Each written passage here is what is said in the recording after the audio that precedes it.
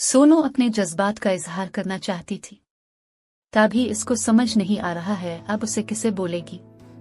ये ठीक रहेगा उसे अपने जज्बात का इजहार करना, वो सोचती है। वो उदास है और वापस काम पर बैठ गई है, लेकिन फिर भी वो सोच रही है कि मैं अब क्या करूं। अचानक इसने सोचा, परवाह ना करो कौन क्या सोचता है, क्योंकि ये मेरा सच्चा प्यार है जो मैं महसूस करती हूँ, मुझे इसको बोल देना चाहिए। वो हाल को फूलों से सजा रही है, वो बहुत पुरजोश है। वो उसे टेक्स्ट मैसेज कर रही है।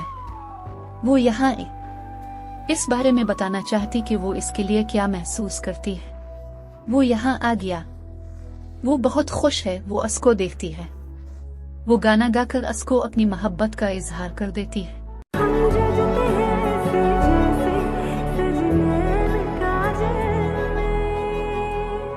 Congratulations. I love you.